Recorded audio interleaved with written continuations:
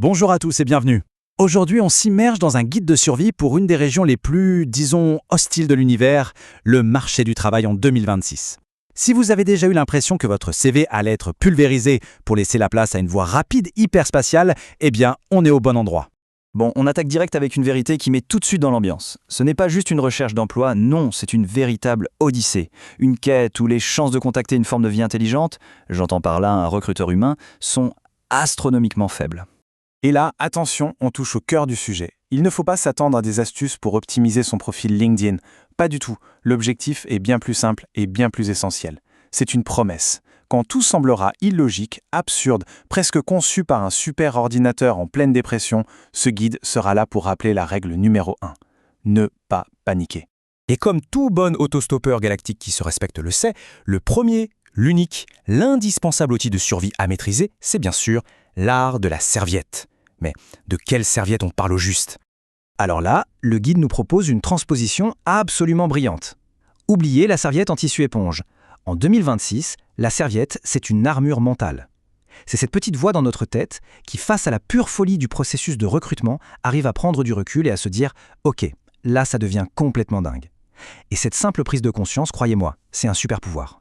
Et voici ses applications très concrètes. C'est un bouclier contre la froideur d'un refus robotisé au beau milieu de la nuit.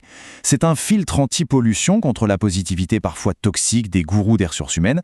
Et surtout, c'est un outil de diversion d'urgence quand les imprévus du télétravail frappent. On a tous vécu une version de ce troisième point, n'est-ce pas?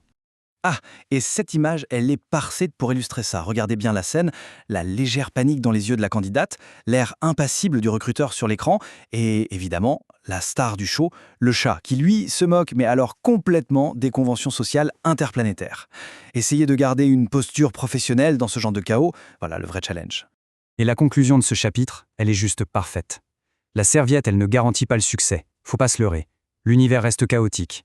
Mais au moins, elle permet de traverser les échecs, qui sont inévitables, non pas comme une victime, mais comme un protagoniste, stoïque et plein de panache. Allez, on attaque un gros morceau maintenant. La bureaucratie. L'ennemi juré de tout voyageur sensé et, visiblement, de tout candidat moderne.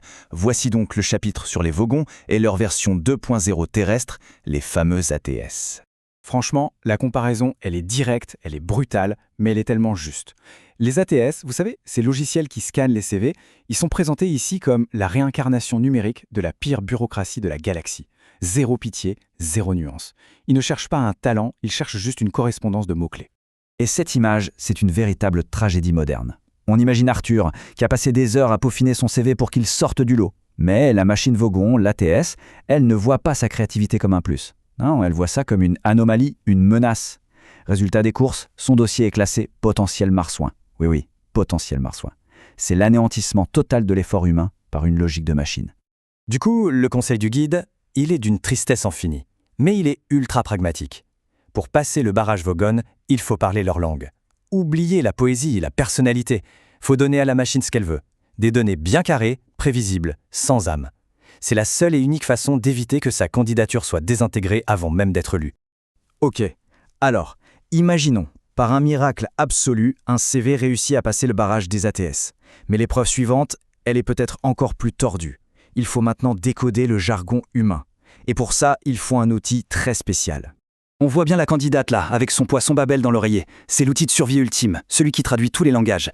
Et elle en aura bien besoin parce qu'en face, on a le fameux Head of People and Culture, avec ses baskets dernier cri et son sourire énigmatique. La langue qu'il s'apprête à parler, le corporate speak, est une langue extraterrestre à part entière. Et attention, le poisson Babel, il nous livre la traduction en direct. Quand on entend « on est une grande famille ici », en vrai, ça veut dire « nos frontières entre la vie pro et la vie perso sont, disons, très floues ». Quand on nous dit « on cherche un profil agile et résilient », la traduction est souvent « préparez-vous à absorber la charge de travail de 3 personnes qu'on vient de virer ». Comprendre ça, c'est vital. Et là arrive la question, le test ultime du culture fit, la question qui ne veut absolument rien dire, conçue pour déstabiliser et évaluer quoi au juste. La capacité à improviser face à l'absurde, c'est le trou noir de l'entretien d'embauche. Mais heureusement, le guide a la parade. La réponse est géniale. C'est un test en fait. Une réponse absurde, mais pleine de sens pour ceux qui comprennent. Si le recruteur reste de marbre, c'est un excellent filtre. Ça veut juste dire qu'on n'aurait probablement jamais été heureux sur cette planète entreprise de toute façon. Bon, on arrive maintenant au boss de fin de niveau, l'épreuve ultime. Le fameux cas pratique à faire à la maison qui ressemble de plus en plus à la quête de la grande question sur la vie, l'univers et tout le reste. Alors, tenez-vous bien, voilà le petit cas pratique. Pour un poste junior, je précise, on demande en 24 heures de monter une stratégie pour un produit quantique, d'analyser la géopolitique martienne et de vibe-coder une page web. C'est colossal, c'est délirant. On ne demande pas de montrer sa façon de penser, on demande de construire une fusée avec 3 bouts de ficelle, et gratuitement bien sûr. Et donc, après des heures de travail acharné, un effort surhumain, le candidat rend sa copie. Et la réponse, la seule réponse possible face à une question aussi vaste et mal définie, c'est 42. C'est brillant, c'est profond. Mais comme dans l'histoire, le problème n'est jamais la réponse, c'est la question.